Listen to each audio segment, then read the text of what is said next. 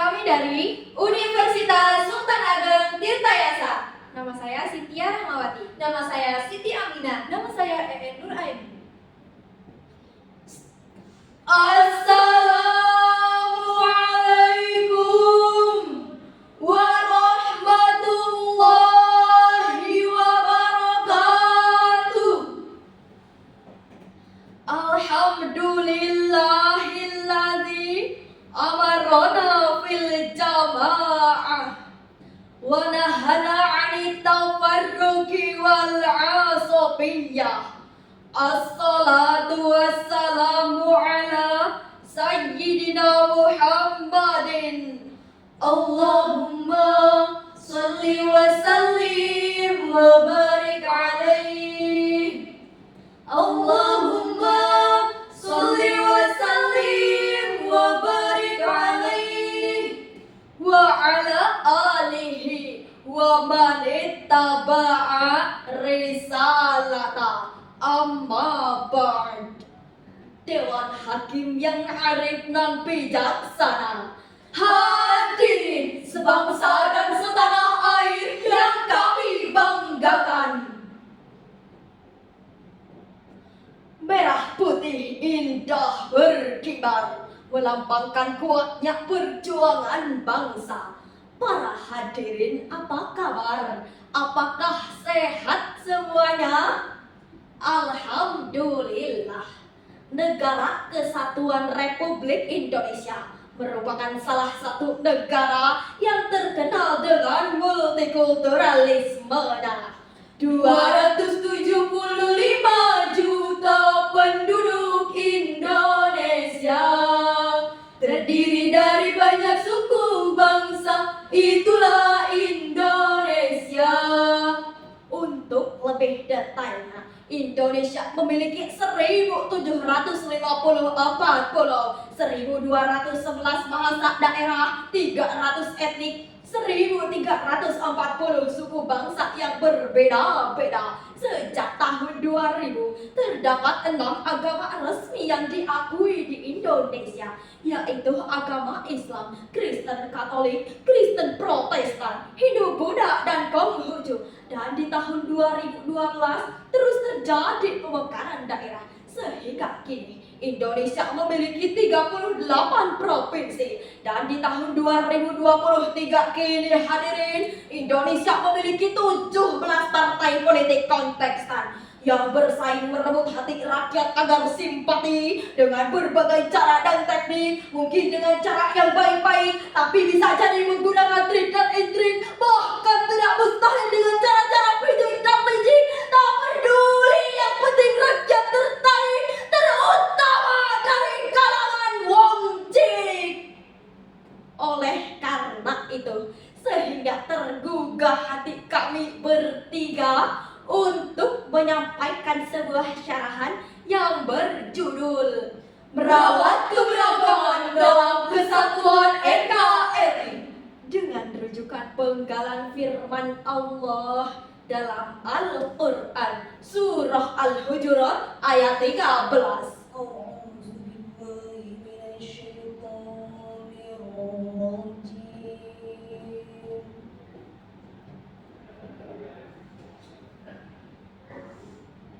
Bismillahirrahmanirrahim.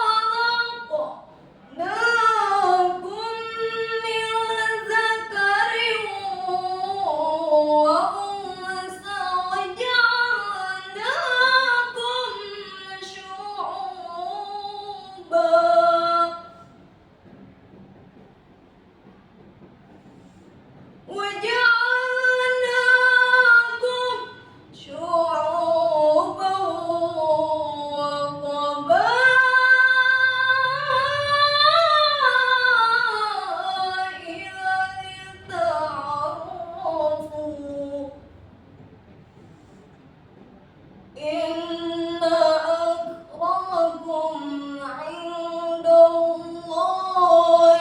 atqakum.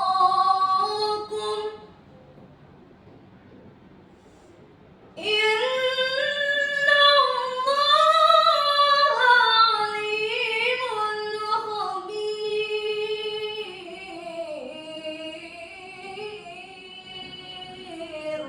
Hamba berlindung kepada Allah dari usikan syaitan yang terkutuk dengan menyebut asma Allah yang maha pengasih, maha penyayang.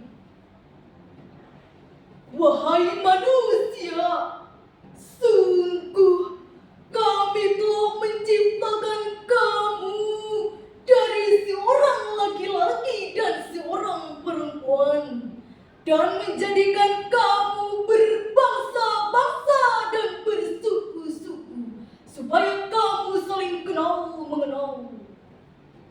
Sungguh orang yang paling mulia di antara kamu di sisi Allah, ialah orang yang paling takwa di antara kamu. Sungguh Allah maha mengetahui lagi maha mengenal. Hadirin rahimakumullah, secara simpati ayat tersebut merupakan kalam khabari dengan esensi sebuah informasi ilahi bahwa Allah Subhanahu wa Ta'ala menciptakan manusia secara beragam. Hal tersebut sejalan serta sejalin dengan pemahaman kontekstualisasi ayat sebagaimana disampaikan oleh Syekh Az-Zuhri yang bersumber dari Ibnu Munir, Ibnu Abi Haqi dan Baihaqi yang dinukil dalam kitab Ad-Dalail bahwa Allah Subhanahu wa Ta'ala menurunkan ayat ini sebagai teguran kepada Bani Ubaidah. Ketika itu Rasulullah SAW memerintahkan kepada Bani Ubaidah untuk memohon ampunan kepada mereka, yakni dengan cara menikahkan putri-putri mereka dengan budak-budak mereka yang bernama Abiin. Dengan sinis mereka berkata, pantaskah putri-putri kami dinikahkan dengan budak-budak kami? Pada saat itulah Allah menurunkan ayat ini bahwa diciptakannya manusia secara beragam, berbeda suku, berlainan bangsa, terdiri dari laki-laki dan perempuan dengan tujuan la'un lita'arafu ay khalaqnakum kadzalika laqad lita'arafu ba'dukum ba'din, yakni kami telah menciptakan kalian secara demikian atau secara beragam agar sebagian kalian mengenal sebagian yang lain. Demikianlah penafsiran Syekh Khalid Abdurrahman Al-Ah dalam Safatul Bayan Lima'anil Quran halaman 516 dan juga dijelaskan dalam tafsir Jalalain halaman 687. Meskipun secara tekstual ayat tersebut ditunjukkan kepada Bani Ubaidah, namun secara kontekstual merupakan landasan etis sosiologis untuk merajut kebersamaan di tengah-tengah keanekaragaman. Karena memang berawal dari sikap diskriminasi, pasti saling menutup diri, tidak saling menjalin komunikasi, gampang saling mencurigai, sehingga mudah untuk terprovokasi, bahkan tidak mustahil melakukan tindakan-tindakan anarki. Oleh karena itu, kita harus saling membuka diri, saling menjalin komunikasi, saling sinergi dan saling melengkapi agar tidak ada dusta di antara kita. Setuju? Namun realita masih berubah cuma gara-gara beda organisasi. Rakyat gampang saling mencurigai gara-gara beda pilihan. Rakyat bisa saling bermusuhan gara-gara beda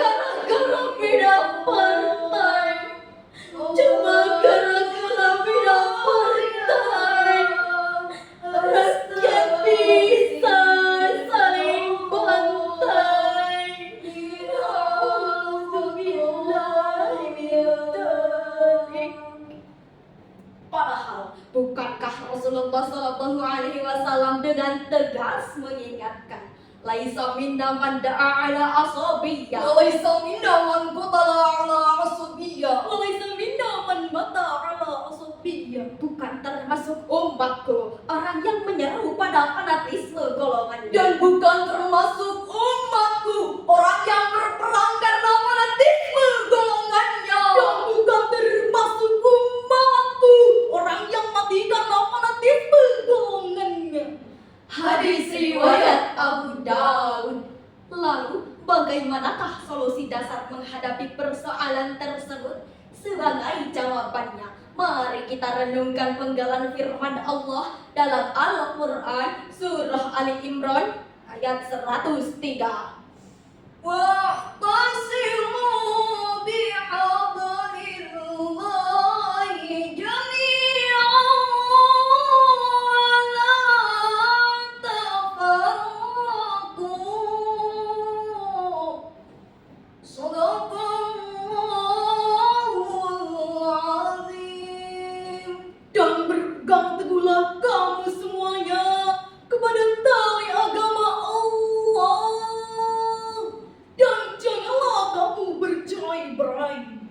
Maha benar Allah atas segala firman-Nya.